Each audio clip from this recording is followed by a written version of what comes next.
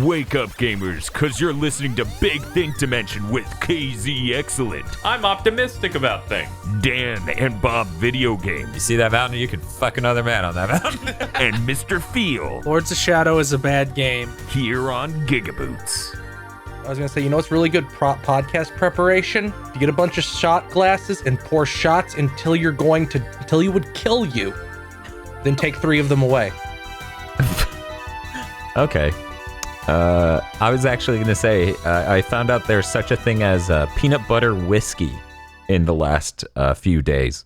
I had a peanut butter and jelly vodka a while back. It was nightmarishly revolting. Yeah, no, that sounds awful. The revolting thing was like it was incredibly smooth for vodka, but then it had like rancid peanut butter and jelly flavoring. So it's like, oh my God. I mean, have you ever tried that Goober brand peanut butter and jelly in a single jar? Bob, have you ever tried that? No, I've always seen it, but I just imagined it had to be so gross. It is so gross. It's fucking awful. So I imagine it's that plus the ass of vodka, of cheap vodka. I buy Boomer jelly anyway nowadays. The fuck is Boomer jelly? You know, I go to the Ace Hardware, which has a shelf of rustic foods, and I get the jelly I get the artisan jelly from there that's like $8 a jar, because nowhere in town has better jelly than the Ace Hardware. I think our gas station has something like that. Yeah, our gas station has like a really small local. If you want good pickles distribution. where I live, you have to go to Ace Hardware. That's insane. So when you go to the Ace Hardware store, do you hitch a ride on your neighbor's truck or do you ride a horse? I mean, first of all, I have a truck, but I don't drive to the Ace Hardware on personal business. I drive my 2015 Ford Expedition. Featuring, and then he lists a bunch of options that it came with. Built tough. And then I reach off screen and take a sack of money from the Ford guy. Oh man, wouldn't that be funny if we were all secretly making sponsorship deals on the side? That would be so hilarious. Like we're sneaking them past each other. The cotton candy bang is really the good one. That's the one you guys want to try. I mean, even if you don't like energy drinks, you guys should give this a shot. Just a cash register sound over and over. At that point, you just sound like CVS bangers. Have you guys fucking heard that before? Because I realize I reference it a lot, but I haven't actually checked if anyone other than me and my friends has heard of it. Well, and Jeff Gerstmann. Jeff Gerstmann's heard of it? Yeah, that's how I found out. Okay, that makes sense. Jeff Gerstmann thought it was fucking hilarious. This was years ago, like 9 or more years ago when I worked at CVS. Somebody was taking playlists from CVS from the mid-2000s and just cutting a hardcore, overly edgy DJ over the whole thing. He's like, "What's up? You're listening to CVS Bangers." And then it would follow it up with a Dolly Parton song that he edited shotgun sounds into. I like those. There's like a small collection of sites now that collect ambient department store songs from the 70s and 80s. Yeah. And it's just like an audio portal into another dimension. Yeah, it feels like you took an Ambien. Like you listen to the Kmart music 1989. Mm-hmm. It's like, wow, music used to not be licensed, huh? And then at some point the music industry is like, we'll take any money. So my week is going to be really quick to summarize. I played a game for 50 hours. You can hear about that game over on a spoiler cast that, for the love of God, better be up by now. Hopefully. Exciting. If there's a fucking God, it'll be up by now. Hey, Bob, let's talk about your weekend games. I also played a game for 45 hours, so you can hear about it on a spoiler cast. Oh, that's cool. That's cool. But I was able, right before the podcast started recording today, I played 20 minutes of River City Girls. Oh, that's more than I got to play. Yeah, it's really cool so far. In this first 20 minutes, I'm very positive. They do this neat thing where the characters have portraits at the top of their health bars next to them, and they'll actually like lean out and talk to each other through the portraits. Oh, that's good. That's really good. Yeah, I was like, oh man, it's just bleeding with that sort of style all the time. Like every character's got a voice. The beat 'em up combat's really solid feeling so far. Every time you level up, you get a new move. I'm excited. Like, this seems like it might be the best beat 'em up in a long time. I'm really excited to play that. I've needed a good, fun beat 'em up since Double Dragon Neon. It's got 2-player too, of course. So Did you see? Did you see on Twitter somebody revealed a very important thing about River City Girls, Dan? What? Skullmageddon's in it. What? Fuck yes. Skullmageddon's so good. Just he's there entirely because somebody at Way Forward does a really good Skeletor impression. I know. And here's the thing. As someone who also does a really good Skeletor impersonation, I hate people who do bad Skeletor impersonations. His was spot fucking on. It's one of the few that I've listened to and been like, yeah, you fucking nailed it. yeah, when you boot it up, it's like all characters from Double Dragon and Kuniko-kun are owned by such and such company. It's like, wait, there's Double Dragon here? Yeah, they're all owned by Arxis. That's Yeah. great. Which, good. It could have ended up somewhere worse. Remember when they made Double Dragon 4? Not that long Can we ago. not? Can we Yeah, not? I heard it was raw. Can we not? Can we not? Can we not? All right. Okay. The art in River City Girls looks really great. Yeah, It all looks that so pixel art. good. Everything about that game visually looks incredible. Also, Yeah. that dab. But yeah, I don't think I've played anything other than that.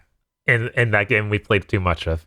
Or maybe not enough. Or maybe not enough. Who knows? You have to go watch the spoiler cast. It's too much for the short amount of time it's been since then. Because the game hasn't even been out in a week, and we've done like a full work week worth of playing it. Yeah. Very Kino. Please enjoy our spoiler cast. Please. My back hurts. Our spoiler cast is a delightful, navel-gazing piece of content about the nature of video games at large. Stay away from my tummy. Hey, KZ, did you play anything? So, aside from the obvious, I was able to take some time while we were doing some stuff to check out the new release from the Switch. Super Nintendo games are now available. If you have the Switch online, you can access them. There are 20 games, and I was able to play a couple of them, and thought I'd report on how they feel. It feels great. Oh, cool. I did very little of the NES one at all. I just went, none of this really appeals to me too much. But I played a few levels of Demon's Crest and went through that and felt good. Felt nice. Rewind feature is really intuitive and nice. And I did some of Kirby's Dreamland 3. And that also looks similarly nice. I'm very pleased that they decided to not just rip games that they put on the Super Nintendo Classic and just put them here. They had a decent mix. I am a little surprised by that. Yeah, because Kirby's Dreamland 3 wasn't on there. Demon's Crest was not on there. Definitely not Stunt Race FX. The good thing about the SNES library they're offering is that it's not only the people owned a SNES at launch nostalgia pack of like, here's Mario World, here's Pilot Wings, but it has like the peak of the tech, like the final few games that Nintendo delivered on the platform, and some really good third-party stuff like Joe and Mac, Joe and Mac 2. It's a really good library. I'm surprised there's no Mega Man on it. Honestly, I didn't even notice because Demon's Crest was there. I was like, I'm really impressed that they got Demon's And Crest. Dan immediately Right. nutted it just at that. Yeah, I mean, I've never beaten that game. I plan to avenge my youth on it someday, and probably the others in the series, because they're neat. They're just kind of hard. They really have 6 years of games on here, because I decided to order mine, because in the UI, it's a collage of box arts. Mm-hmm. So I ordered it by release year, so it starts with Mario World and then ends with Kirby's Dreamland 3. Yeah, Kirby's Dreamland 3 was like the last Nintendo game on the platform, and one of the last games. Period. 1997. It was the latest one in America. There were a couple more after, like Fire Emblem 5 was 1999. Wow. Whew.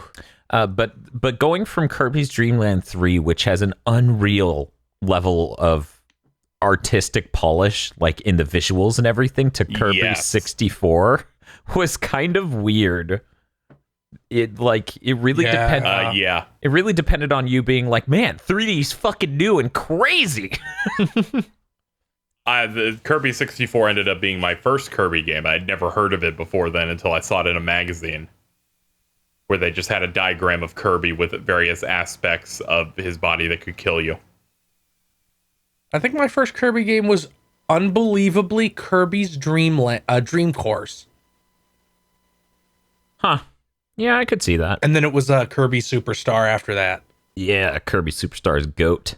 Kirby Superstar is so fucking good. The only Kirby game after that I really super like, other than the remake, is Return to Dreamland, because it has all the crazy moves for every power. Yeah, like Return to Dreamland's great. We've had that stuck on the Wii. I like how they've included Super Puyo Puyo 2 in here. And the box art's just the Japanese box art, so it's the one thing you select on here that's a very thin vertical box. Yeah. Wasn't that something else in America? They made it into Kirby's Avalanche when they brought it over. So that's cool. Yeah, they're just like, no, it's Puyo Puyo. We have a bunch of Puyo Puyo now, so play it. Actually, I meant to reference this, guys. I actually bought a cartridge of Super Puyo Puyo 2 in the last week. And it feels fine. I'm starting to think Kirby's Avalanche is maybe made wrong, because the last time I played Kirby's Avalanche on the SNES, it felt a little clunky compared to Puyo Puyo 2.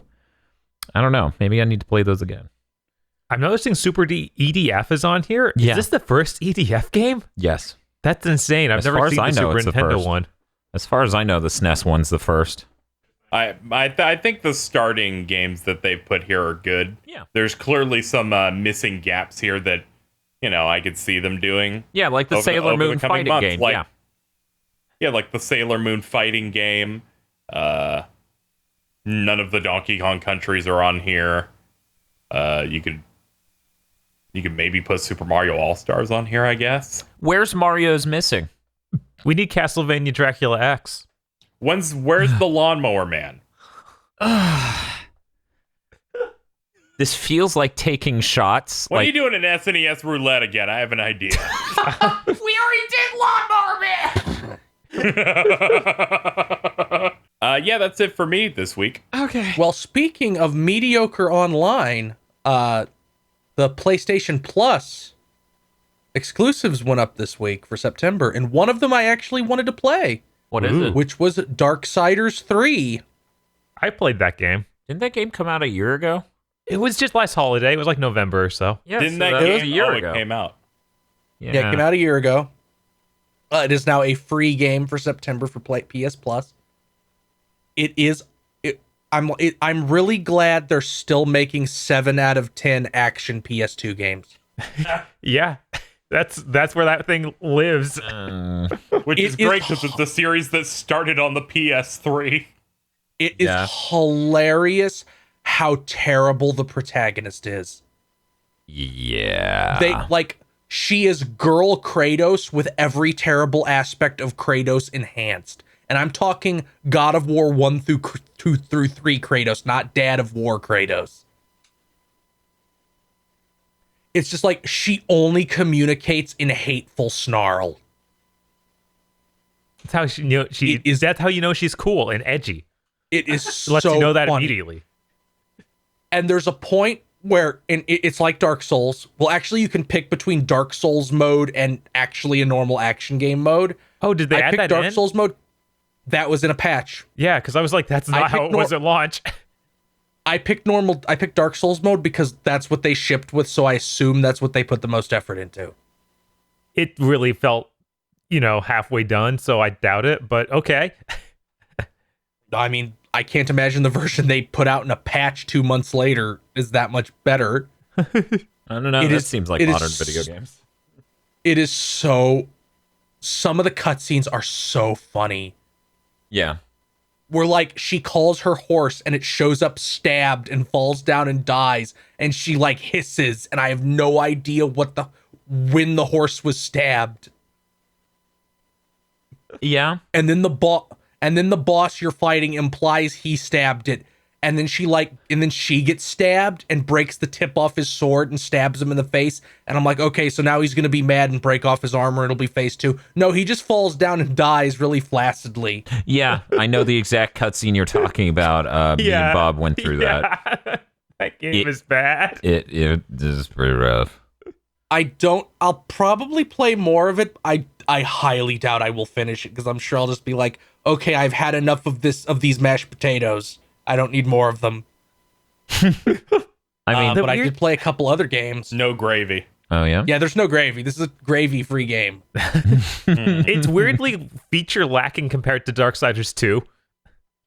Darksiders 2 was kind of insane, where it had like MMO loot and fractal quests and a big open hub for each area, and you do all these side quests. It was insane. Yeah. But I also played Final Fantasy VIII Remastered, which, considering the reviews it's getting, the user reviews it's getting, they probably shouldn't have called it remastered. People are upset a little bit. Yeah. Why is the 4x3 game not widescreen? Mysteries. Why are the backgrounds not redone? Why are the FMVs not redone? I'm like, I don't know. Did you play Look at any the of price. Yeah, it's like, oh, they should have just been like, here's Final Fantasy VIII. We included better models because it took too long. Instead, they called it remastered, so now people are pissed. Morons are pissed. I don't know. Remaster is such a vague word. The Shadow of the Colossus thing is a remaster, so there's it covers a wide gamut of effort. Remake. It's the same game. Like, it's referred to as the Shadow of the Colossus remaster because they didn't change any of the core game. I was under the impression it was just a complete remake in a different engine, just tuned to be very, very weirdly similar. enough, that game still has the original game's code running underneath it. It's kind of weird. Yeah. It's reaching that specific point where there's so much work being put into it that remaster almost feels like insulting it in a way. I really just think that Square Enix should have called it like enhanced or something that doesn't imply it's all going to be in HD. I mean, they Otherwise, should have it's a just really called it good port. HD. That would have done it. Right, like they did with the Final Fantasy X collection. Yeah. Like that's... But it is an HD. The FMVs and the backgrounds are still SD, and people would have bitched. I mean, they do that in fucking Final Fantasy X. Final Fantasy Yeah, but X's Final Fantasy X FMVs is still are... a full 3D game, and they hacked widescreen into FF10. Yeah, you can do So, that for FF10. So I just don't think they should have. Like, I mean, it's a really good port. I got to the end of the seed exam. I killed the spider like I always do, which robs you of a very raw cutscene, but it gives you a shitload of ability points. So I think that's a valid trade. And then I played one other game, which is the Code Vein demo. Ugh. Okay, how's that? Raw! How's I'm that? probably gonna buy Code Vein. It's fucked up. Yeah, that's pretty I'm fucked like, well, nothing about this feels especially bad. It has a really good character creator. I like that I can equip this jacket that I put over my shoulders instead of wearing it normally. And when I backstab somebody, the dogs on the shoulders become giant heads and bite them. That's very raw. I don't really have a whole lot to say about Code Vein because I only got to play like an hour and a half of that demo. I'll probably play a little bit more at some point, at least to the end of the demo. But I expected that to feel a lot worse. Maybe I expected that to feel a lot worse because The Surge and Lords of the Fallen feel so fucking bad. And I kind of think Darksiders 3 also feels worse. Like, there's definitely things in Darksiders 3 that annoy the shit out of me, like how janky swinging with your chain is. Yeah, it never really feels right. Mm-mm. But I didn't play a whole lot of things because I shotgunned a 40-hour game, which you can go listen to the spoiler cast for. And you should. Like, if you don't want to play the game, you should listen to it. If you played the game, you should listen to it. You should listen to it. But that is all I played. I didn't get a chance to play River City Girls yet. I didn't really have a chance to play that much stuff in general after I finished with Astral Chain because Huge loss from the Battle of Ideas. we have to talk about we're not talking about ideas yet, KZ. Ideas will come up later. Ideas in our news. Well, I'm glad we got through everyone's week so quickly. It's almost like when you turn the week into a separate podcast. Can we do that? Can we do that more? I feel like if we had to do a spoiler cast every week, I would die. Hey, if you go to the hospital, we will be able to pay your hospital bills through the help with the Pod Lords. The Pod Lords? Thank oh my you, God. Pod Lords. You hold our lives in your hands. You're Hands, thanking them now until you hear their name. hands like Danny Richardson's, Not Gax, Ely Broyles, Humble Wumbas, Oh no! Ugga Hus Lives Forever, Dake Mormons, Red Blaze 27, Jucifer, what is with this name? Jucifer the Grandmaster 3 Terror Instinct. Raw. Suzu Shiro. Maddie Mo. Piggingtons. Emperor Zero's hands. Ramicus's hands. Crystal Pens. Luminous 777s. Eherges God Bless the Sheep. Okay. Thank you, Podlords. Yeah, And Chris, thank you. to Chris our Fitzpatrick and friends. We had a false ending. That person made their name a false ending to the segment. son of a bitch. Oh God, they're becoming so smart. Thank you very you, much to our Podlords. crafty Podlords. I can't wait for one of them to be like, this isn't a bit. I love Inti Creates. This isn't a joke or one of the Pod Lords' names. Inti Creates is good. I take it all back. Yeah, I'm really excited for our executive producer segment or Podlords segment to turn into that Whitest Kids You Know skit. Where they would only sign with the music label if they let them have full control of the name of the album and the tracks, which they then made the guy who owns. Thank you so much to our seekers of wealth. Thank you, Pod Lords. Thank you, Seekers Pod of Lords. wealth. All right, you know what? If they start doing that, I'm gonna make Bob read the Podlords. Oh no. name. We have to set a limit for how many words can be in the Podlord names. You could just cut that as I'm gonna make Bob read. Oh no. Bob's like, Pizza Hut didn't get me then. You're not gonna get me now. I'm like, oh, I'm not, Bob? Then tell me, what are we going to do with these breadsticks? Bob's like, please don't. Does anyone actually, I know we have some younger listeners. Does anyone actually remember that shit where Pizza Hut's like, if you prove that you read these books, we'll give you free pizza? Yeah, that was a really cool program they No. did. Yeah, Bob did it. Bob was like, The only reading program I remember is the one I ruined when I was in middle school. I literally forced the school to completely change the way their reading program. Because you got you read a book, then you took a test on the book and got points. And then twice a semester, every 9 weeks, they'd be like, here's a store of stuff, of like, you can get a slice of pizza for a point and a Coke for a point. And like the big items were like an easy bake oven for 40 points. And at the end of the first 9 week, I had 275 points. And I bought most of the stuff. And then the second 9 weeks, they were like, just fucking tell us what you want. Because I had like 700. Jesus. And I was like, okay, I want Mario Party 2 for the Nintendo 64. That's And raw. they just gave me a copy of Mario Party 2. And the next semester after Christmas break, that entire reading system was gone. God damn it, Phil. We're not gonna buy anybody else Mario Party 2. This is ridiculous. I was 13. I had skipped a grade. I didn't realize the consequences of my actions. Deviant. Are you prepared for the kind of death you've earned, little man? That's what they said to the fucking reading program. It changed to like they gave everybody a point goal, and if you got past your point goal, you got to watch a movie one day instead of doing class. Except it was on a normal TV screen in the auditorium. So we have a lot of news. Yeah. Thanks, Nintendo. Didn't they know? Oh, you. They had to have known Astral Chain was coming out this week and all the cool podcasters were doing a spoiler cast, yet they still fucking did this to me.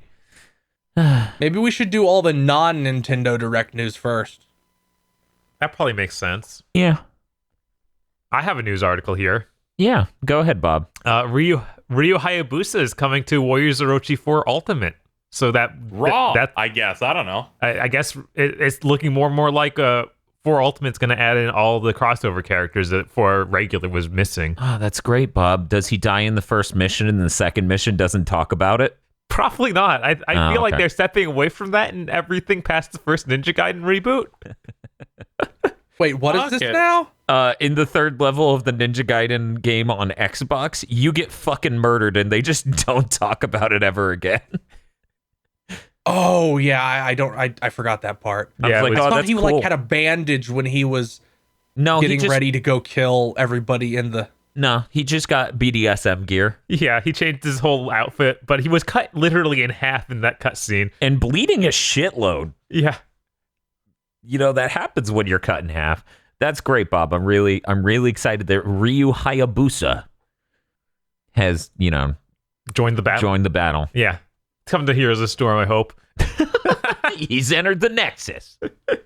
I know there are like some rumors swirling around when the Terry stuff came out that Fighter 5 might be Ryu Hayabusa. That's absurd. That'd That'd be Sophia, That'd be raw. you got some news? be okay. I certainly have some news. Let's wing through it because I don't think any of it's that important. Okay. Project Awakening, the fantasy RPG that Cygames is making, has had a demo rated in Europe. I assume it'll come out at some point soon. I don't know if it'll come out in America, but that's the thing that looked exactly like Dragon's Dogma from like a year ago and has like generic fantasy man fighting a dragon in a ruin. Yeah, it like, was, oh, this all is super Cygames. This is realistic. yeah, super realistic. I'm excited to see what that is. Casey and I are having a deep battle. Hey, I fucking needed that. Okay, so for people who don't know, we use Google Docs for our fucking news, and the top of the news I didn't feel like was an appropriate thing. It was a joke that we have not even attempted to approach, so I blacked it out. But then Dan's like, "No, I want to fucking talk about this," so he undarkens it. I have now blacked out the entire page. There, I fixed it. So in Rutro news, Ghostwire Tokyo, the game Bethesda revealed at E3, which is from Tango Gameworks, Looks who made amazing. Evil Within 1 and 2. The creative director has left the company. She did a cool does- dance on the E3 stage. Did she get lost? So- has anyone tried to bring her back to the company? A couple things. She One, tweeted a she- thread about it. She does not have another position lined up. She like explicitly says, if you want to work with me, contact me, which is a little bit of a rut-row. 2, guess what? You know what the most uniformly praised things about the Evil Within 1 and 2 were? The monster designs. Guess who was responsible for all of those? Some other person they still have, I'm sure. No. The big thing that's telling me this is a rut-row is like, 1, this is not even 6 months after you made her the focus of a big segment. Right. And 2, her She's like going, the face of the promotion of that game. I don't even have another job lined up. Like, sometimes they go, I'm taking a break, or I'm doing this other job at another company where there's a little bit of ambiguity on whether or not they just had to have a change. This reads like something got fucked up. Bethesda would never do anything. Yeah, this makes me worry about Tango as a whole, because she's been there forever. Like, she went from Platinum Games to there after Yeah. Vanquish. Wait, she was involved with Vanquish? I think, or she was at She also Platinum Games did for a few games. I think Vanquish was the last one. Yeah, she did concept art. I think she might have been one of the concept artists for Bayonetta. Yeah, she was. Yeah, on her Twitter, she straight up put concept artist for Ghostwire Tokyo, Okami, Bayonetta, The Evil Within. I wonder if Shinji Mikami is still there. In absolute, well, his soul is fucking enslaved. He's not leaving. Right. Oh no! In In insane localization news, a port of Moon Remix RPG Adventure, which was a 1997 game released on the PlayStation, was announced to get a Switch port. And it's getting an English localization. That's cool. What does it mean to be an anti-RPG? My understanding is that it is an RPG, like a kid buys an RPG, yet starts after the RPG has happened. What? So, like, it's exploring an RPG where the RPG story has ended. Okay. Weird. So it's postmodern. It's fairly notable, like, in terms of, like, weird. It was like one of the first weird meta games. Another thing announced only in the Japanese Direct was a remake of Famicom Detective Club, which is cool as hell. I wish they would bring that over. They definitely need to bring that over. It would be so insane if they don't, because, like, adventure games are no longer rare in the West like they were in 1988. So it's like a visual novel, it's a detective game or something? It's a console adventure game, like, where it's a menu based. It's like what would be a point and click Shadowgate on a PC. It's like Shadowgate. Okay.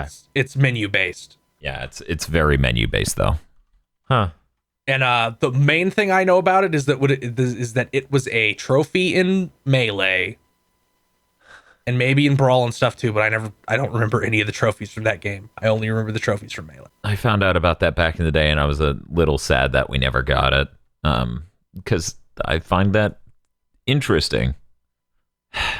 Most of those adventure games never got localized. A couple did. Yeah, because reading. Most did not. What? Who wants to read? Am I right, Bob? No Americans can read. No. God, no. And this came out right before we started recording this. Gust, the creators of Atelier and Knights of Azure, are making a Fairy Tail RPG, as in Fairy Tail the manga. This is incredibly shocking because that series has been done for a while, and the anime is going to be done in like 3 or 4 months, I believe. Oh, don't worry. They're doing a sequel series right now called Fairy Tail 100 Years Quest. Yeah, I know, but it's, it's still kind of like, wow, they're finally making a real video game for this series, because I don't think they've ever had a video game for it, have it? They've gotten stuff for like the DS. There was never like all the other shonen anime. They never really made a big... It never got like a bad arena fighter or anything. Yeah, it never got an arena fighter, never got a big console thing. Granted, it's not a Shonen Jump property. It's in the same... Yeah, it's true. It's published by the same people that do Attack on Titan. Well, that's technically Shonen video Jump. games.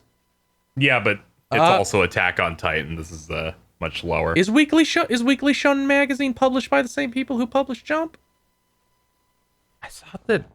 I'm pretty sure. I think it's... No, it is not. It's Kodansha, and they do not publish Shonen Jump. Mm-hmm. I'm gonna be fucking real. I don't know anything about this anime. I've never seen it. All right. As someone who's followed the entirety of it, it's an incredibly vanilla shonen series. It's Dan, did you see about Rave Master? wizards. Rave Master? About Wizard Guild. Yeah, you remember Rave Master? I know you saw an episode because you talked about the Tonfa Gun girl once. This is like over a decade ago. I thought you were going to talk about how the dub intro is done by Real Big Fish. Excuse me, what? Excuse me, Rave what? Master's theme song is done by Real Big Fish. Well, now I'm looking that up. Regardless of the quality of Rave Master, that intro is fire. Yeah, but Fairy Tail is incredibly generic. People have accused it multiple times of just ripping character designs and plot points out of other series. Yeah. And some of them seem like that's very likely what he did. And then he just recently, after Fairy Tail ended, he started a new series called Eden Zero with all the exact same characters with different names. Okay, the weird thing about Hiro Mashima, the writer and the mangaka of this, is that he took a lot of characters from... What? Mangaka? What? Mangaka. Is that how you do it? Is mangaka Yes, Sharingan? You Japanese or is very it well. Mangaka. Is it? Mangaka. I've tried that before. It sounds wrong to me in my head. Look, I'm not here to tell you how to say a thing. I am here, however, to be a normal living human being, and in a moment when you say something funny, I will laugh. It's okay. I edit the podcast. When he was making Fairy Tail, he just ripped off characters wholesale from the last thing he made, which was Rave Master, down to it's a blue-haired character with the exact same tattoo pattern on their face, or it's this mascot character. It is so fucking funny. He did that with a chunk of characters, like a small chunk, for from going from Rave Master to Fairy Tail. From him going to his new series, he ripped off almost the entire fucking cast. There is a character in Fairy Tail named Erza Crimson. Erza Scarlet. It's Erza Scarlet. Yep. And she's a swordswoman with red hair. In Eden Zero, there's a character that looks exactly like her that's a swordwoman named Elsa Crimson. Jesus Christ. Yeah, it's really fucked up, and it's the reason I didn't even attempt to try and get into that one. Also, his series is the most, like, you can see which fetishes he has. Oh, yeah? It's titties and feet. Oh. Here's every single fight in Fairy Tail. The main character gets beat up and falls down. He remembers his friends and gets up and does a big punch. That happens 4 times in the same fight. You forgot the part where the girls all mysteriously lose their shoes. I try to forget. Let's move on to the Nintendo Direct. Yes, let's just get out of fucking here. run. But we have Nintendo Direct news. I have all of it here. Ooh. All of it. We're going to knock out the other games shown, which is the section I put in for the things that I imagine we don't have to talk about any of it. But for the purposes of just, covering everything, they showed a shit ton of games in this 40 minutes. The other smaller titles they showed are various ports and slightly new games like Return of Obra Dinn, Super Kirby Clash, Rogue Company, I've forgotten what that is, Witcher 3, Assassin's Creed Rebel Collection, that's Black Flag and Rogue bundled together. So rebellious. Dauntless, very rebellious. Trials of Mana, another trailer of that. Another thing for the Outer Worlds. We did get a release date for Trials of Mana, which is April 24th, 2020. Yeah, and that's cool. Very raw. I am absolutely getting that. Yep. Yeah. It's very exciting. I'm going to be honest. They showed the Mana Beast in that trailer, and it affected me. And I'm like, damn you! Like, the art's actually really good, surprisingly. I didn't think they'd be able to translate that with a lower budget game like it probably is. Yeah, I mean, it's obviously nowhere near the low budget nature of the last two. 2 tiers above Secret of Mana. Yeah. Like 5. It honestly looks damn near Ys-ish in budget and scale. It looks better than a Ys game, though. But yeah, it probably has around the same budget, just better art. I really like the art style they're going for. Very exciting. The remaining games are Just Dance, Ni no Kuni Remastered, Farming Simulator, Call of Cthulhu, Divinity Original Sin 2, which is out, NBA 2K, I think that's the slot machine thing from last week, and Grid Auto Sport. Those are the smaller games that either had like a minor update or just said, hey, too many games are coming out. I'm curious to try Grid on Switch. Like, I wonder if Grid Auto Sport's a good one. I don't know what Grid is, besides a racing thing. Isn't that the one where you have like Mario Kart-esque weapons? No, they never made another one of those. That was Blur. Oh. Yeah. They're so similar sounding. This is basically the on-street version of Dirt. Dirt was like their it's an off-road racer, whereas Grid is the on-street racer, and it's more realistic. Grid and Dirt. Eventually, they'll just name a game Fuck. Get that on a Walmart store shelf. I want to see it. They'll do it with a PH. I want to see the GameStop in-store ad for it. Fuck is coming out. The PlayStation 4 later this year. Be sure to pick it up with your Power Up reward card. Power to the players. Oh, wait, did they stop the Power Up reward card? Is that joke outdated? Is that I know that the Power Up rewards card still exists. Okay. I was like, they're shutting down slowly. So I'm like, they They fired half of their staff. Did they fire the power-up reward card? Power to the players. Power to the players. Thank you, players. I think we can jump into the two big games that got some info stuff that I wanted to dive into. Yeah, Jedi Outcast. Yes, Jedi Outcast. I'm super psyched. You know what? Fuck it. Yeah, Star Wars Jedi Knight 2 Jedi Outcast coming out of fucking nowhere. Yeah, no, that was... I've never played it, but as soon as I saw that, I'm like, people really like that. This is great. This is Absolutely, that's so bizarre. This is probably my favorite Star Wars game. It stands out alongside stuff like KOTOR's, the Star Wars games in that generation people really talked about. I want to see Star Wars Dark Forces 2 Jedi Knight, which is the prequel to this. That needs to show up on modern consoles. Because that has amazing live-action cutscenes. It was like the only live-action Star Wars stuff. I was about to say, like, that has live-action cutscenes. I don't know how the fuck they do it. It's so good. You have like 144p FMVs in this modern release. Yes, but Jarek is so raw, it will work. Is that related to the FMV Star Wars game on PlayStation? No. That's Rebel Assault, right? No, that's Rogue Squadron 3. Do you mean Rebel Strike? Oh God. Oh, I thought you meant Shadows of the Empire. No, that's N64 only. Yeah, there's the PlayStation Star only. Wars game that's basically a rail shooter that had live action stuff. You sure it's they not Rebel did Assault confirm 2? both Star Wars Jedi Outcast and Jedi Academy are coming to Switch and PS4. That's crazy. Like me and Dan got together some people to do a LAN party of Jedi Academy like last year. These are just the story modes apparently, so we're very powerful. People don't realize because we did the LAN party of fucking what was it? Red Faction 1, and then they remastered that shit and released it on the Switch, and then that same party was also Jedi Academy. I'm very excited that we're gonna see a remaster of Lost Planet 2 for the Switch next year. I thought they said that we... Can you do a LAN party of that one Scott Pilgrim beat him up that's dead? No. Why'd you have to say that? That just fucking sapped my soul. If Lost Planet 2 gets a Switch port in 2020, I might just fucking turn into salt from the inside out. I feel like Jedi... Didn't they say Jedi Outcast was single player only, but we were getting multiplayer for Academy? Somebody was saying last night that Jedi Academy gets multiplayer on the Switch. Let me look it up to be sure. Yeah, okay, it has online multiplayer. That's really great.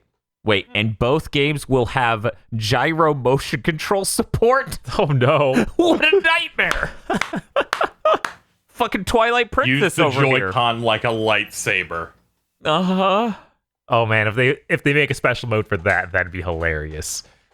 Jesus Christ. But yeah, didn't see this coming. Delightful announcement. That's not what it's gonna be. It's just gonna be aim with the gyro controls and feel really bad. Oh no, you're gonna waggle it. It's gonna be like Twilight Princess, and then he'll swing. Yeah, I can't wait for the button to pixel, which will be the wiggle to pixel. Wiggle to pixel. You know what we did see coming though, and I don't think is an amazing announcement? What?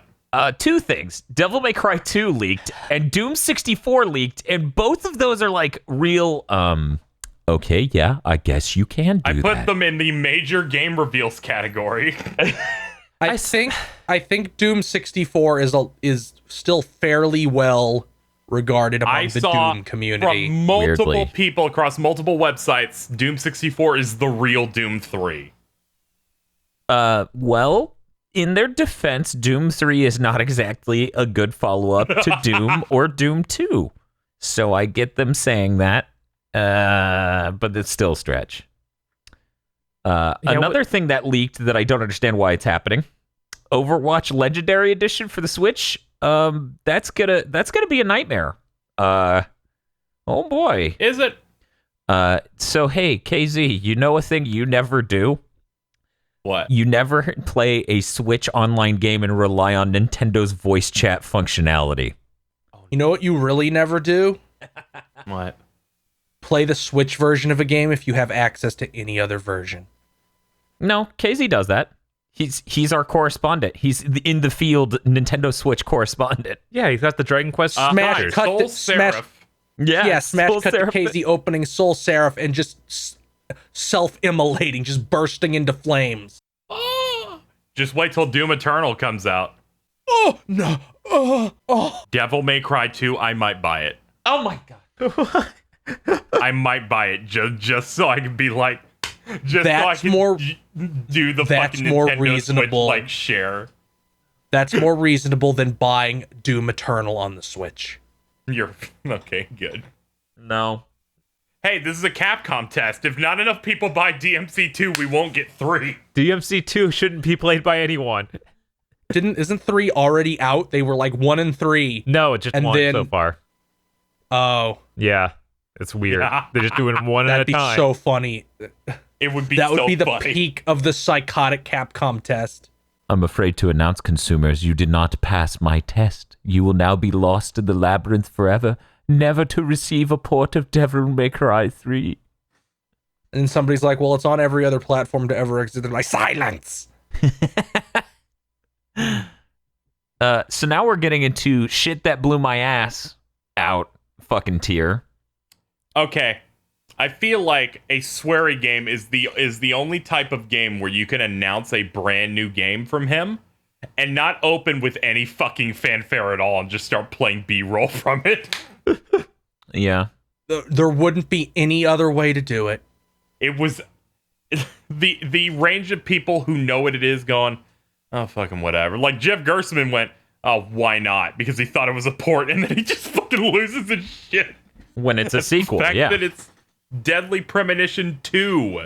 It hit me like a fucking Right? truck. Yeah, it's just down there in the subtitle when they start playing footage. Like, you wouldn't know any other Yeah, way. it's insane. This is, and people have pointed out going through that trailer, the parts that are in the present, because half the game is before the first game, and the other half is in the present. The parts in the present appear to just be taking place in the exact same apartment as the protagonist from D4 had. What? Okay, sure. This is how he makes the rest of D4. And there's already footage of Agent Francis York Morgan skateboarding, so I already know they are making the core mechanics bad to focus on shit that doesn't matter, and I wouldn't have it any other way. Yeah. Yeah, no, that's fair. It just wouldn't even be the same game. There's a fucking laundry mechanic in Deadly Premonition 1. Also, the remaster of 1 is out on Switch today. A remaster is you have to master Deadly Premonition Origins is out. you have to re-release. master something to be able to remaster it. Correct. All right. Reshitted. And Swery has literally tweeted, "I'm sorry the port is so shitty, I'm having them fix it right now." Wait. Wow. About the Switch one? Yeah. Oh. If you want, the only version of Deadly Premonition that is even remotely stable is the PS3 version. I don't understand this sweary Deadly Premonition game thing. All I know about it is that the gameplay is bad, but he does weird shit, so that's awesome. And that for some reason, squirrels make monkey noises. Okay, let me sell you on Deadly Premonition in one cutscene, okay? You're at a diner. You're trying to order something. A dude rolls a dude in a wheelchair, and they greet you, the FBI agent. The guy who rolls him in on the wheelchair does all the talking for him because he's wearing a creepy gas mask. And every time he talks to the guy next to the wheelchair, he goes really quietly. And then the guy explains what he says. He literally says what the guy says, which usually rhymes. And it turns out what he's going to order at the diner is a fucking what was it? Turkey, cranberry, and cereal sandwich. No, turkey, raspberry, jam, and cereal. So it was raspberry, not cranberry, because that Not cranberry. makes too much sense. and your guy goes. It's called the Sinner's Sandwich. Well, no, it's not called that. Francis York Morgan goes, sounds to me like a sinner sandwich. And then your partner goes, what? And then he explains, it's something you would eat to pay penance for past sins. And then he gets it and goes, wow, this is great. This is incredible. I'll take 2. Now, Dan, you forgot 2 important parts of this. Yes. 1, the subtitle for the man in the wheelchair is Mysterious Capitalist. Yeah. And 2, whenever the guy speaks for him, he ends with, so says Mr. Stewart. So says Mr. Stewart. So yeah, Deadly Premonition's a game worth playing. There are optional events in Deadly Premonition, KZ, where you have to drive back to the police station to have lunch. And it just gives you a cutscene of the characters having lunch and having a weird conversation.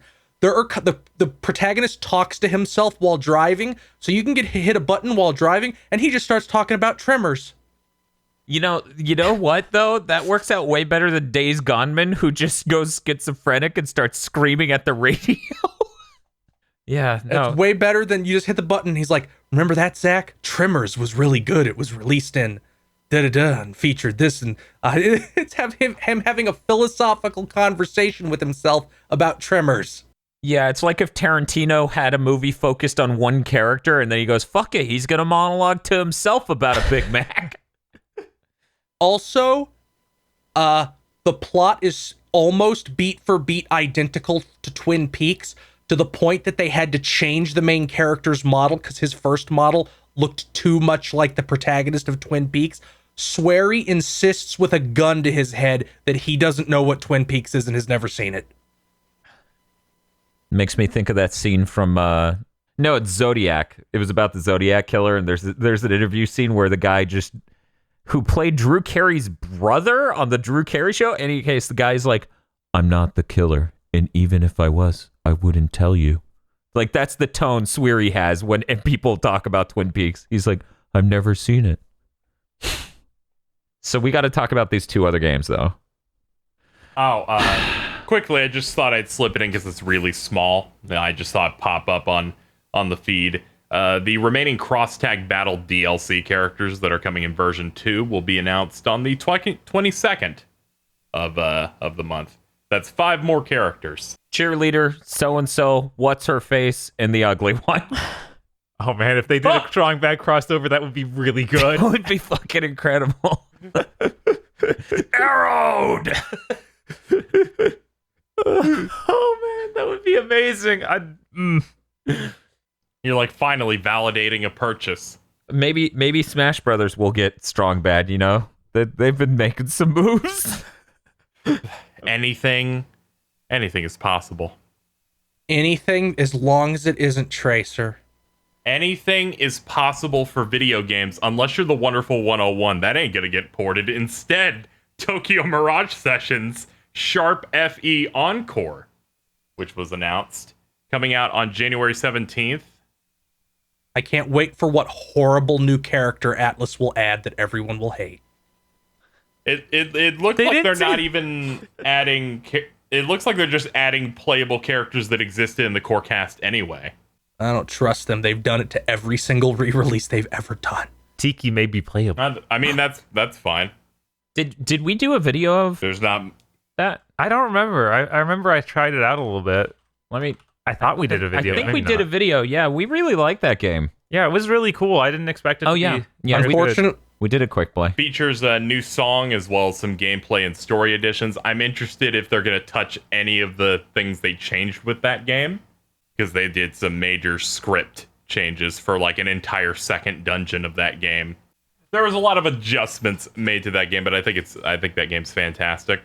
I'm hoping they may add some way to make maybe speed up combat a little bit. Yeah. Just because the normal battles can take a little longer, but I'm so glad it's not on the Wii U, because even if the Wii U was good, all of the messaging your party members, because there's a very... Oh, is there some horrible fucking touchscreen mechanic? No, it's just a big smart. Your gamepad is a big smartphone where they send you messages as the story goes, and they send little emojis, and it's actually really neat. But conveying it in a video is impossible. And it's good that it'll be forced to be put into a little pop-up menu. I was gonna say, KZ, did you beat that game back in the day? Yeah. Played it at launch, went through it. How long would you say it is? Really, really fun. Huh? How long would you say it is? I would say that it's about the average JRPG length, so at least 40 hours, maybe going up toward 50. Okay, I'm just curious because I legit want to play that game. It's definitely not as long as something like a Persona game, but it has that same style of you have arcs that end in a dungeon. But instead of like social links, you'll have moments where you can rank up with a character, and they are small 20 to 25 minute side story things. It is definitely an Atlas RPG through and through, in terms of like the moves and the skills and stuff, but in a Fire Emblem style, like it still uses the weapon triangle from those games, and your stands or your personas in that are Fire Emblem characters. I was really sad that kind of. I was really sad that game shipped on the Wii U because that means no one played it, and of course there was this shipped thing at the end of the Wii U's lifespan too, like it was already a corpse. Yeah, it was like 2016, I think. Yeah, it was pretty late. We knew the Switch was coming soon. Fantastic game, though. Yeah, I think it's really fantastic. When did it release from what I've seen? in English? June 2016. Yeah, there was a real... Like I see a lot of people saying it's the idle game. It's not even the idle game because only 2 characters in your like 7 or 8 man party are idols. Like one of them is a girl who runs who stars in a TV show about microwaving food. One of them is all about becoming a Hollywood actor. Yeah, so it's the entertainment like industry game. Yeah, the whole focus is the entertainment industry for stuff, and your whole home base stuff is you're a talent agency. And I think the theme dungeons and stuff are really good. So I'm looking forward to that. Decent enough puzzles in it. Definitely something to look at. It has a couple of minor low points to it, but I think the combat's really fresh, and it's the only HD like Atlas console game that came out that gen, aside from like Persona 5. I can't believe that beat Wonderful 101 to the Switch port. Right? You know, I Platinum is making 400 things every second. I had zero hope. Like 30 minutes before the direct, someone's like, "Hey, in your bingo, do you want to put TMS in there?" I'm like, "I don't believe in Atlas." And then they immediately fucking hit me in the face with a bat. It's like Nintendo sent a memo to everyone who did a first party or second party game, and they're like, guys, just port it to the Switch. We're making so much money. and then Itagaki walks up and says, "Even me?" No, oatmeal cookies aren't allowed. I would buy that. You turn the camera, he's talking to a brick wall. Devil's Third Switch remaster. Wow, Nintendo, I'm glad that you personally called me and are personally funding me porting Devil's Third over to the Switch. Smash, reverse shot, padded wall, pull out, straight jacket. More intense pull out, Sarah Lee home down chewy oatmeal cookie factory. Oh, I thought we were just gonna. Don't they make bread? I thought he was gonna be in a Wendy's drive-thru. A Wendy's drive-thru that has a psych ward. He's at the waist. Instead of saying, "Sir, this is a Wendy's," the clerk just says, "Devil's Third mid," and closes the window. I'm also really hyped for this other RPG announcement, though. Oh, definitely. Yeah, Xenoblade Chronicles Definitive Edition coming 2020. I'm really glad the game looks good now. Yes. Like, as soon as they showed one frame, I went, that looks exactly the way shrubs and other, like, nature looked like in Xenoblade 2, and I loved that game, so I got really pumped. I'm like, this looks good, but also not good. It's really hard to do anything on the Wii. Yeah, I mean, it looked better than a PSP game, which is the tier the original game looked because of its scope, you know? It has really broad horizons, you know? You get to see into the distance. Enormous areas, ridiculous. Exactly. And so it kind of I'm ran really that, excited for this. and Shulk has it a also real looked third like it's birthday face. But now he has a real anime face. Yeah. It's like a fusion he- between his style from the Xenoblade 2 DLC and like his old version. Like they made a good They need to mix the of that. backport his face into Smash Bros. Oh God. Now when he opens his mouth, it won't just be a texture like a PS1 game. Right. It's like Kingdom Hearts, the drawn on sticker faces. That's what it was.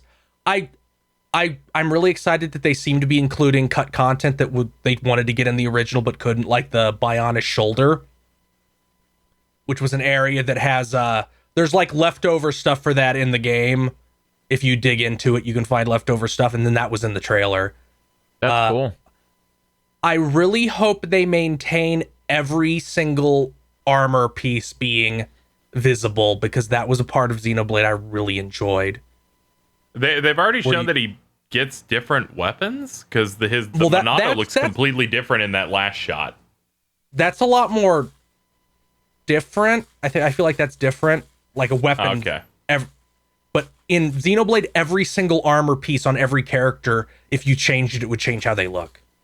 Oh, that's really neat. The second game did not do that. Hey, Bob. Yeah. You know what old wound this opened up? What's that? I was like, didn't we also Yeah. do a video of Xenoblade Chronicles? Dan, don't talk about it. Okay. It was bad. Okay. It was a bad video. It was a somebody I'm also gonna watch video that video. problem happened. No, you're not going to Audio watch that didn't video, record. KZ. You're not, because it doesn't exist. That's how bad that was. We recorded it twice. Twice. Yeah, we had major problems both times. One time we didn't get the video. The next time we didn't get the audio, and we spent most of the quick play talking about the audio. Okay. What's funnier? The fact that I search Xenoblade GigaBoots. The result is it's a girl. It's a 21-second video of you zooming in on our tits. Oh yeah, the Xenoblade Chronicles 2 cutscene, that was fucking hilarious. That game is hilarious. I would make you stream it if it wasn't so long. I'm really happy that they appear to be just using the Wii vocal, like, audio track for the dub, because that had a really good dub that was really unique, and then they tried to badly copy it in Xenoblade Chronicles 2, and it didn't work out as well. I think of a lot of it was still just super weird and jilted and strange. Yeah, But they both sound like a PS2 dub to me, but I like that. That and at the very least, Shulk's coming back because they for the Xenoblade 2 DLC that added him as a character that you could get. Like he came back for that.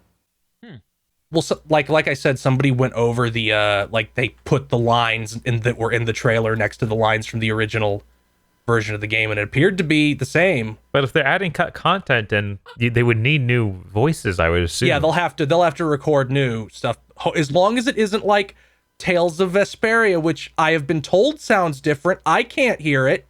Oh my god, I put up clips on Twitter. It is so obvious the voice changes in that. It is painful. Where they'll go through a whole sentence of like, we're gonna go over here, and then it switches from Troy Baker to guy who sounds nothing like Troy Baker at all. It's Sorry, I have a condition called being deaf. Wearing headphones helps, I think. Me immediately pick up on it. Also, the fact that every skit in Tales of Vesperia that is new to the game, newly voice acted, is mixed so poorly. It is about 8 decibels lower, and the game's sound design overpowers their voices. Smart.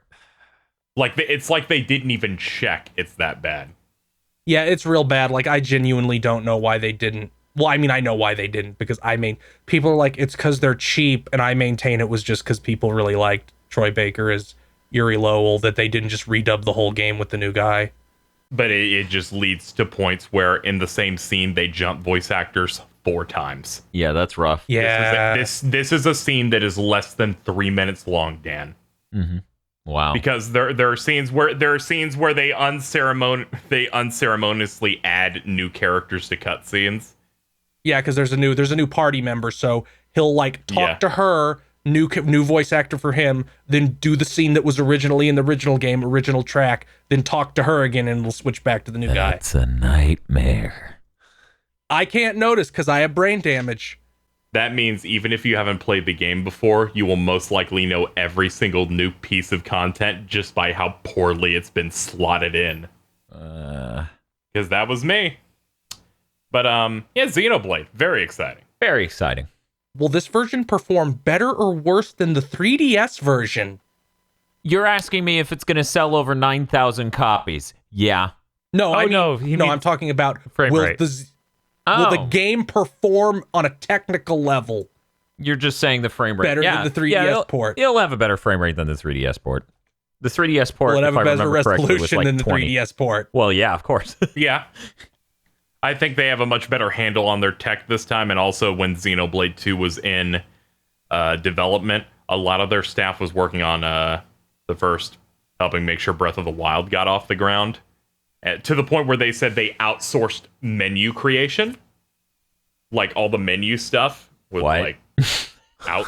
They got a lot of outsourcing. That seems like Lord. an important part for Nah. an RPG. Nah. Nah. It was nuts. A lot of quality of life updates had to go to that game, and the DLC of Xenoblade 2, like the extra standalone campaign they added, ran a lot better and felt a lot more refined. I mean, that's the one where you have to play Tetsuya Nomura characters, right? That is You can tell the Tetsuya Nomura character in an instant the moment you see him. Yeah. Dude, Obviously. they put a couple of them in your party at one point, so you hit the menu and you see Animu, and then Nomura. It's so good. He like designs a character with a mask with so many intricate lines in it, and then the 3D model has none of it. No, that's hard to model. Come on, Casey. It's really funny.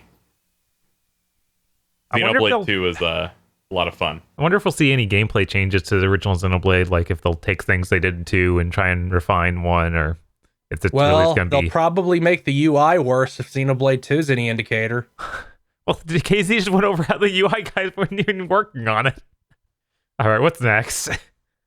We got some smaller game updates that we can blow through here before we get to the 2 bigger games updates. So, Link's Awakening showed off some more of their dungeon making stuff. It looks fun. You like get little rooms and then you can connect them yourself, and you can save them onto an amiibo and give the amiibo to your friends, so then they can play dungeons. So I guess that there won't be any online for this. That's So depressing. what I'll do, so what I got to do is I got to make my dungeon, buy an amiibo, then send it to your PO box so you can make a video of you going through my dungeon. Yeah, that's the new series we're doing. Send us your Zelda dungeons. All you have to do is ship your amiibo to our P.O. box. You do that, and then you make money off selling the amiibos on eBay. No, we'll just keep an insane amount of Zelda amiibos. Just line the shelves. You just put them in different spots in the house. There's always a Link or a Zelda or a Ganondorf staring at you. The worst part is the Zelda amiibos are not easy to find. Like, there's only releasing one new one for this new release. So what you're saying is we're going to own 50 fucking Link's Awakening amiibo? Yes. Yeah, no one's going to give up their Guardian for this. Yeah. No one's going to give up anything. I've been able to call the bluff this whole time. Nobody sent us a copy of Burst Limit yet. Right? Thank God. But still, shame on you. I keep getting emails from eBay saying, hey, you interested in Dragon Ball Z Burst Limit? The answer is no, I'm not. Yeah. Not interested in that bit can live in perpetuity. So in some interesting like updates, Mario and Sonic at the Olympic Games 2020 looks neat. It looks has even a story better. mode. Yeah. Yeah, has a story mode. Retro style games where they say you play as the characters and they're in sprites, and the first thing I naturally yelled, when's the Zavik sprite? Right? I was like, are we getting sprites for these other They characters? didn't show it. They gotta save it. I I want to see Zabic, I want to see I'm- Blaze. I need all I'm of these. turning into dust. Story mode You're seems interesting. You're like slow knocked killing into me. the 60s. I think is what they said. Yeah, you're at the Tokyo Olympics in like 1968. Huh. That's neat. I want to I'm curious. This looks like they're really trying on this one because it's it's a Switch Mario and Sonic game, so they can really capitalize on. And, Sonic Team doesn't get to make Sonic games anymore, so here we are. So, I mean, Yeah, Sonic Team and they're technically doesn't exist anymore. True. Like the idea Sega's punishing us because Sonic Forces didn't do well by showing us Eggman's feet. You can't escape it, Phil. Speaking of, the frame rate in the upcoming title, originally called Town, is now called Little Town Hero. This is the other game being made by Game Freak. They revealed the combat system where you have to get a huge win in the Battle of Ideas. Yes. Like you figure out what you're gonna do, and specific things you choose will go up against the thing that the other person chose, and it's like you can win out who had the better idea of how to do combat. It looks that could interesting. This could so easily be terrible. It's just like, is every battle rock, paper, scissors, and you just don't want to say it? It's just completely random. I mean, yeah. Do the enemies pick ideas? Because they're just monsters. They showed the little blurb, and they both used like the thought bubble thing when they clashed, and I assume that's how that is going to work. This is a budget title. Also, this is not $60. It's supposed to be like $25. It's gonna have a fucking raw soundtrack, that's for sure. Yeah. Yeah, I think it was the composer of Pokemon Gen 5 and Toby Fox. And Toby Fox, who is raw. With his shitty little dog hands coming in here, making a soundtrack I'm looking forward to, no matter what the game ends up being quality-wise. Man, didn't think anything involving Toby Fox would come up during this Nintendo Direct. That's true. They are Undertale and Deltarune Chapter 1 were already on the Switch, so what else would there be? Yeah, that's a great question. Yeah, it's very sound statement. You just, sometimes people find a way to sneak their way in.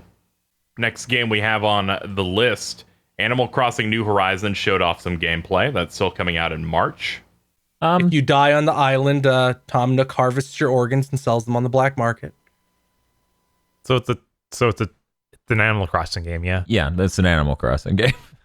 Yeah. I don't have much here as someone unexperienced with it. This is the one gap in our range of knowledge. And I feel like we saw a whole bunch of stuff they showed last time. So I don't have anything. Yeah, I don't think they showed. Did they show anything new? Yeah, this time they show that you arrive on the island after a terrible plane crash and no one knows what's going on. There's a smoke monster. They set up the beginning It goes on game. 4 more seasons than the creators planned, and they just started phoning it in. It starts the career of some guy at Nintendo just having a bunch of question marks as plot elements and not answering anything. And then the director of this game leaves and moves on to do a Star Fox game. It indirectly causes the Nuzlocke to form. I thought you'd like that one. You know what? Fuck it. Give J.J. Abrams Star Fox. No, Dan, he'll just make Star Fox 64 again. What an upgrade. I'd watch that as a movie. Oh, man. Man, I would. Cocky little freaks. All with puppets. It'll be good. Yeah, like insanely high-res puppets. Yes. Yeah, just use those puppets they did from the E3 Nintendo from like 2016. That'd be too That good. was You'd have to good. get the Henson Company on that. That would be real good. It'd have to be Dark Crystal, make Jim basically. Henson Star Fox. Oh, shit. That's real cool. Oh, no. We need to stop talking about that. That's too cool. of an Luigi's idea. Mansion 3 See, that's showed not cool up at at all. Scream Park Party Mode. I guess it's good that it's going to have more multiplayer modes. So, Dude, at least they had me at like Team Guigi. Uh, Team Guigi. That's we're Team Guigi. I don't accept this moniker. That's wrong. That is sinful What, in you the want eyes to of be the Team Lord. Luigi? I'd rather be Team Luigi than Team Guigi, considering how certain people who listen to this podcast. Ugh. Keep I don't know if I'm going to. Oh, DMX Machina. Okay, cool. Yeah. He's morphing into Tim the Toolman Taylor. Demon X Machina Prologue demo's out. You can transfer your save to the main game. More power. And it has 4-player.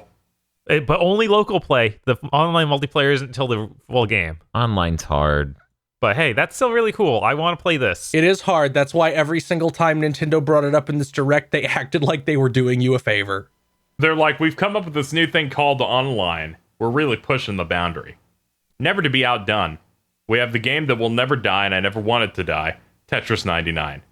Getting its version 2.0, complete with new themes. A thing I'll never get to play, which is Invictus Mode. Some mode you get if you get first place. You can, in the normal mode, you can play this. And like new stuff like icons and stuff. Yeah, I think you get to a certain rank, so that means you get a lot of playtime and assumedly a lot of first places. Okay. I thought they were like, you have to win one of these, and I'm like, I can get like in the 20s. It also adding some sort of currency you earn to unlock themes and stuff. So That's important. I think having daily missions where you get currencies is super fucking critical. Like imagine Destiny finally without there'll dailies. be a way besides the special event things Yeah. to get themes. Yeah, which I'm I've gonna- gotten all of those. I'm going to play a lot more of that game now that I can just play it whenever I'm available. right, so I feel like you have to play this weekend. I'm like, you don't know my life, video game. I don't get a weekend. Oh, I hope they add an Astral Chain Tetris thing. That'd be great. It would just be really starts good. blaring Dan will be Dark like- Hero, and I'll be Dan- like, yeah, and then it'll be the male version. I'll be like, no. I can't wait until Dan gets the new Animal Crossing and he's like, what do you mean the store closes at 9 p.m.? Smash a Switch in 2. Oh no. Yeah, I was thinking Don't about try to encourage me to have a sane schedule. we have an Animal Crossing spoiler cast the next week, and it's like, so we've barely done anything in the game because it mandates time passage. Animal Crossing. After 1 week, nothing has March, happened. it could be our April 1st podcast. I feel like we'd have to do like 3 years out a spoiler cast would happen. Okay, that'd be fucking hilarious too. Yeah. Like our Amazing So- Destiny Let's Play. Yes. Oh my god.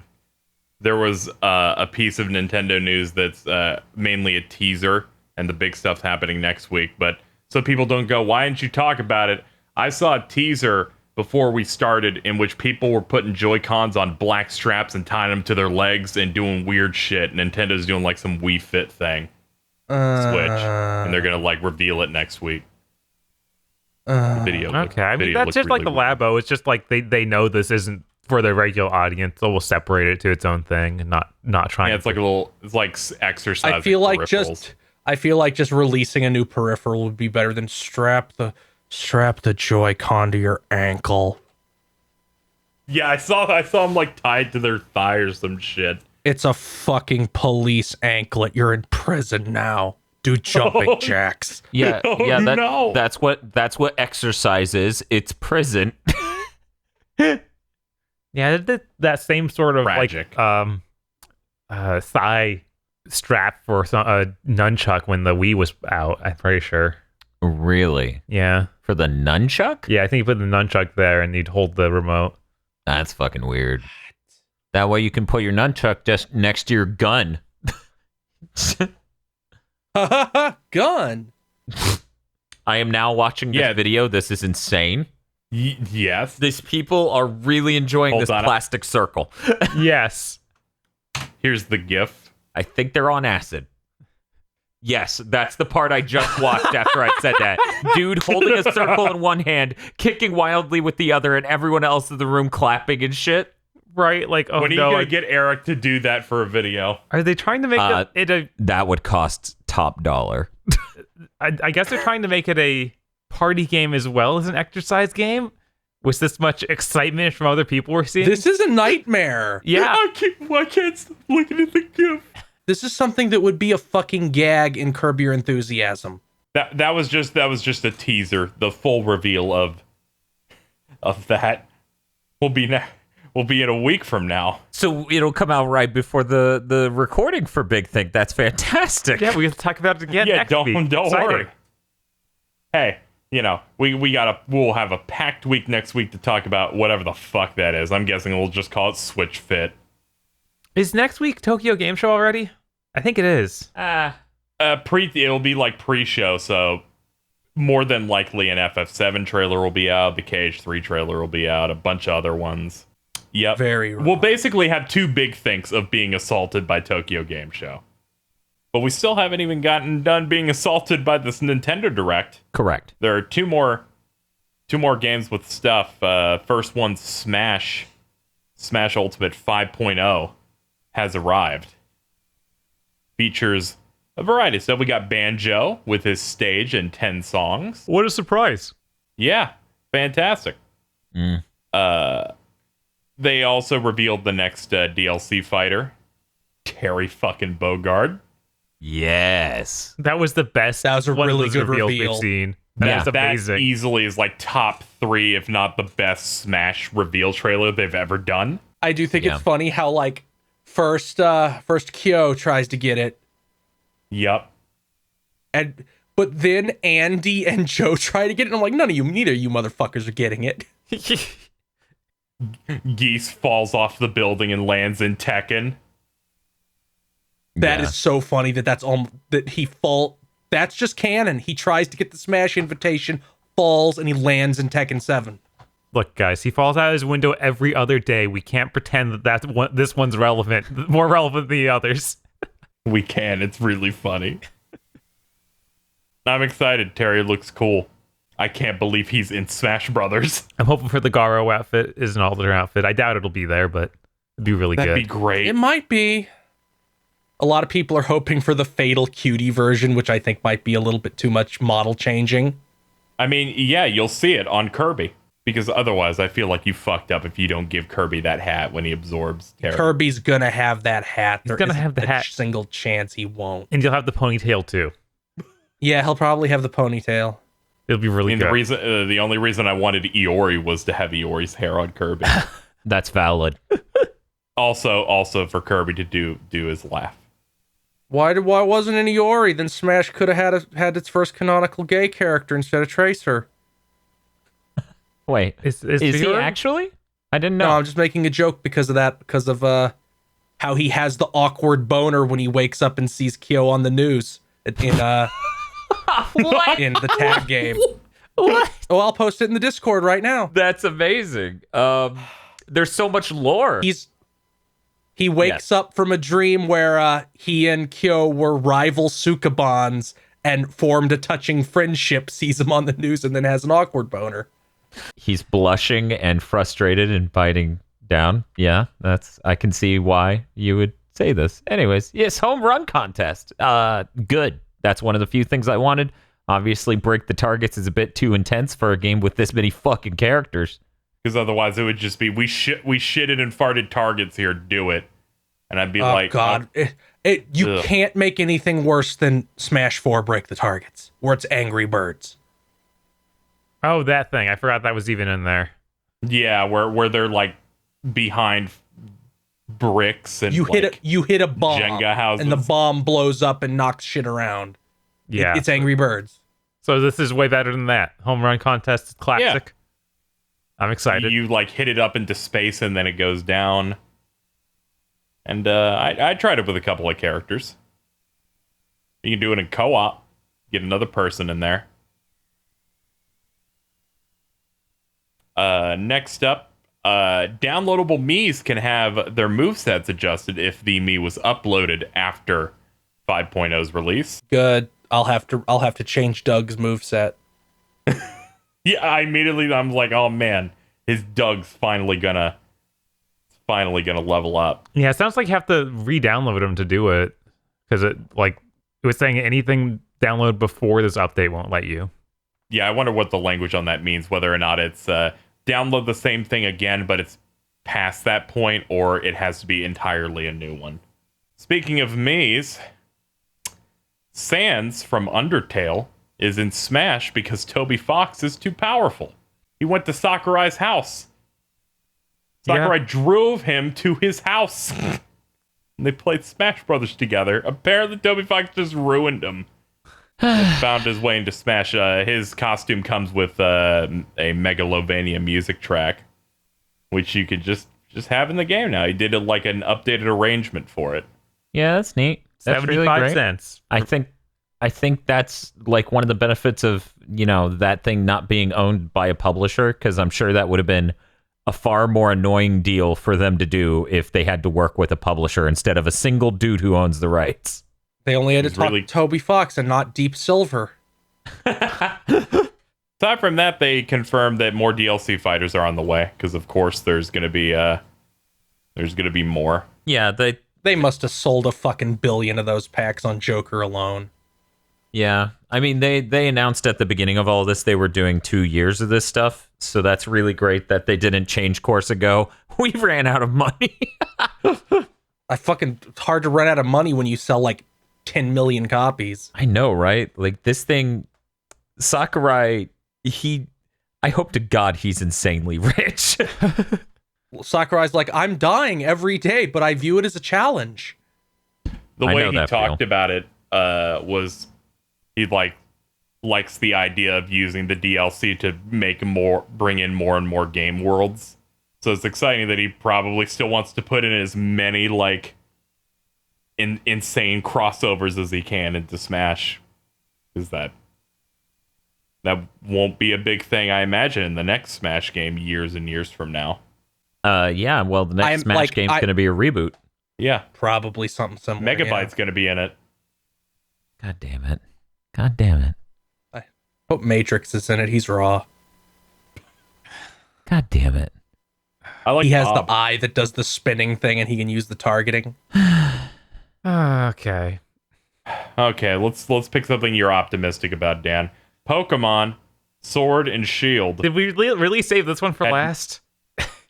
All right. Okay, so to prepare for this one, I also watched the Japanese trailer, because every time they put one of these out, the Japanese trailer ends up being better because it has more stuff in it. Just like now when you trade your Pokemon, it'll be done in the background if you want. It's on the bottom left with like an indicator. And that's good if you're doing, because I imagine the mystery trading thing is going to be back, where you've like Wonder throw Pokemon in Trade. there. Wonder Trade. I imagine that's going to be back, because that was a fun way to just, I'm trading this off, and then sometimes you get a starter, just because someone decided that they're going to throw theirs in there. So that's a nice quality of life thing. They showed so many new Pokemon, Dan. Wow, really? Yeah, 2. I love me and Eric right before the direct started. Like they're gonna show 2 Pokemon. That's gonna be it, and they're gonna move cannot on. believe. And that's what happened. They're like, here's our core features for this direct. And one was like, all the new Pokemon, and it's 2. It's Cramorant, a water bird that looks great.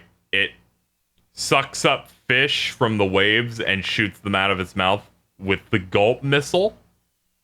So let me get this straight. Is it just when you hit it with Surf, then he gets the fish and he can shoot it? Mm-hmm.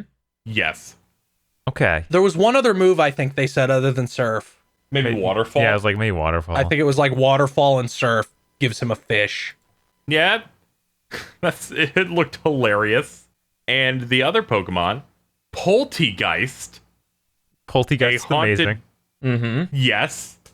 That's why my caption is just, this is wonderful.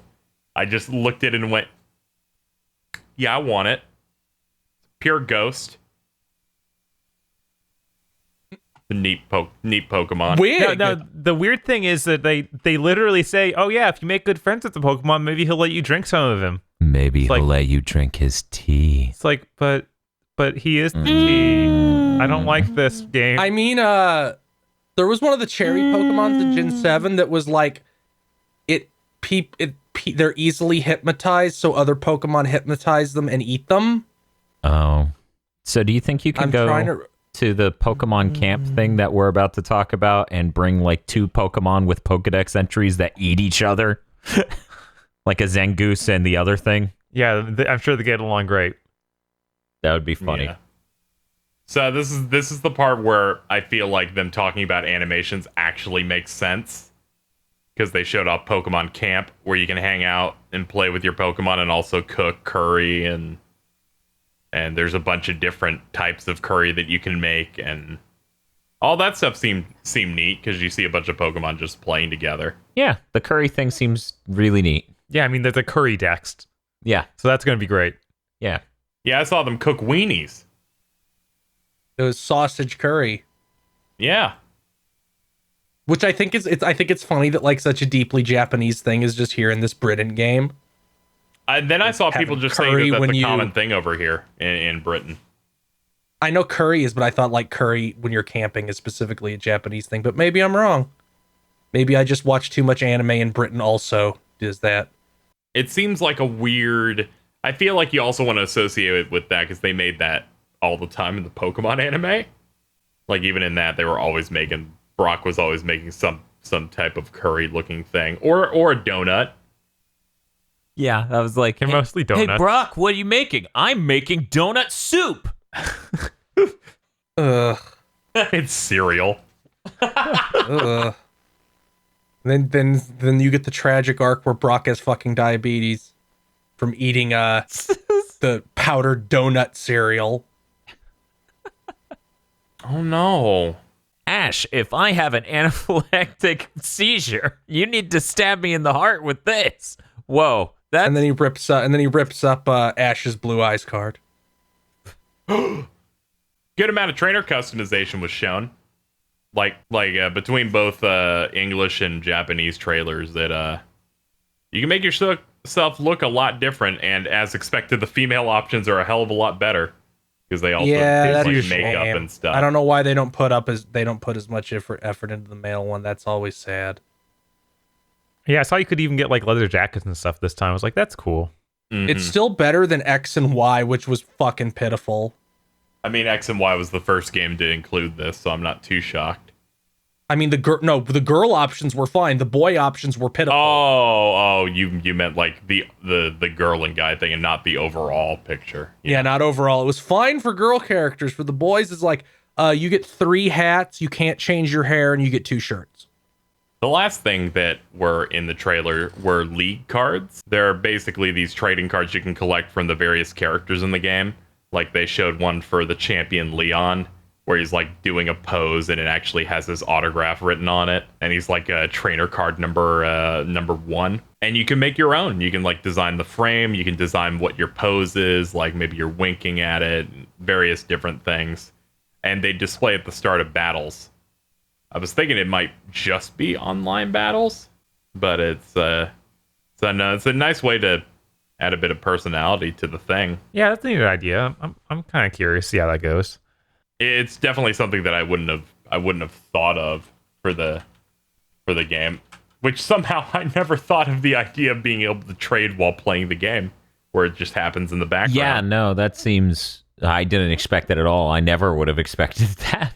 It's only in the Japanese trailer too, where they point at like a little bubble on the bottom left and show the character running, and then a little small feed appears in the bottom left of the trade happening. It's nice to see they're finally adding some decent quality of life stuff to this real Pokemon game coming out this year. I'm still looking forward to it. Keeps looking better and better and better. I just need to see some more new Pokemon, because they're being a lot more sparse than they were before, which either means they want to hold some secrets. Well, hopefully they won't put out a demo that people just data mine and get every single Pokemon instantly, like what happened with not X and Y, Sun and Moon. Also, they did the same shit with Oris. Omega Ruby and Alpha Sapphire also got data mines in that way. Ruh-roh. Yeah, they shouldn't they don't need to do a demo. It's fucking Pokemon. It's one of those games where you don't need to get people interested in Pokemon. What are we percolating on? I'm just mulling over whether or not they should try like to do that. I'm like, I don't like in the form of a demo. Yeah, I'm like the way they're pitching this one with the large open area, I'm not sure how well you can construct a demo around that. Right? Like if they let people walk around that open area and realize how little it actually is, that's not great. That would be okay. If that is the only giant open area and the rest of it's just fucking hallways, I'm gonna fucking. Dan, that's what it's gonna be. I'm worried about that, but I still think that's fucking insane. Bob just immediately shoots the game in the head. Like Bob Dan has the most cynical read possible, and Bob goes, "That's what it's gonna be." I mean, all their language so far has been implying that, which is terrifying. Right? Like I'm not pulling this out of nowhere, guys. That's what they've said. No. I mean, the language to me sounds like it's surrounding all the towns, so you have to go through it multiple times, and it's that big, and then you get like different areas of it. I was thinking that it was going to be really big, but there'd eventually be boundaries. That way, you would be able to still return to this large wild area in later parts of the game, but not explore all of it in the first run. Yeah, but it's the only large, wild, open area, and then everything else is a hallway. I'm very excited for some discussions we're going to be having in the next couple of months in regards to this. I appreciate that Dan and Bob did a tag team fighting game combo attack of cynicism against this Pokemon game. Hey, this isn't cynicism. This is waking up from a night terror covered in sweat. And then you see Kyo Kusanagi on the TV and have a boner. I mean, who doesn't? But I think it's really funny to be like, welcome to the new Pokemon game. We're pushing the boundaries of what's possible. This one area is next gen. We're just dipping a toe in right now. I have to hope that they did the way they made this game designed is that it feels good and not just whatever. This is what we could throw in to really make it pop at the last minute. They were like, turns out we couldn't get it done in time if we had more than one of these. Whoops. But We had to sacrifice a lot considering we refused to expand at all and want to use the exact same amount of people we would for a 3DS game. I don't want to think about that. So you asked me what we're doing in the next week. Yeah. Who knows? Maybe we'll get that Gundamoniums video up. That'd be cool. Wouldn't that be cool, Bob? That'd be pretty cool. We did a video on that game Gundamoniums, which I was hoping to get a video From out outer of space? 2 weeks ago. What? No. What? No. What? I can't think of anything else guaranteed. Obviously, they're not going to hear this in time to hear that last Friday was a Sega CD console roulette, unless something went horribly wrong. And things are looking so tentative right now, I'm not going to announce what this Friday stream is. So, yeah, that's all I'm going to say. Hey, KZ, how about you? What do you got going on? Let's see. Content is continuing as normal between Fire Emblem and Astral Chain. I've gotten both of those games done, so they can just continue going up at the appropriate time while I edit podcasts and stuff. I'm going to try and stream some more as we have... I'm going to try and stream some more because we have some Monster Hunter World Iceborne comes out. I will have streamed some of that this weekend, which is from the past. But I might do more if I haven't cleared everything in that, which I imagine I won't. That looks to be pretty meaty. And I think that's about it. I'll probably play Borderlands 3 when that comes out. Oh, yeah. Coming out in like a week from Yeah, now, that which is- by the time the next podcast comes out, we'll play some of that. Cool. I am so deeply curious if there's some kind of horribly snide bullshit in that game towards the current legal troubles Gearbox has. That's my only interest in the game is, was he that arrogant and petty? As to write in something specifically referencing other things? Yeah. Borderlands 3 looks really good. I'm probably not going to get it. Yeah, but I looked at gameplay and it looked really neat. I'm excited for it. Yeah. Mr. Feel, what do you have going on in the next week? Well, I'm going to be building a house. Oh, that's cool. That's In Minecraft? No. with bricks? Yeah. Oh man, now the big bad wolf can't get in. But that's cool. It's cool that you're doing a thing that's meaningful the next week. Maybe I should just start stuffing these full of that. I'm reconnecting with my father I haven't spoken to in 2 decades. Why'd you turn into fucking Patrick Warburton? Hello, my name is Mature Adult Dan. I'm doing some really meaningful things with my life in the next week. Oh, and also I want to see people from Gearbox get owned. Nice. Man, I'm Coming back at you next week with something new or old. Wait, Mom, you can't just become Steve MRE Info. I'm gonna die. Okay, let's get this game open. Nice. I'm hitting stop. Thanks for listening to this episode of Big Think Dimension. This show, like our other podcasts, is only possible with the generous time our co-hosts have given to us and the equipment we've bought to make it higher quality and easier to produce. Please consider supporting our podcast series on our GigaBoots podcast Patreon and look forward to more gamer premonitions and Big Think Dimension in the future.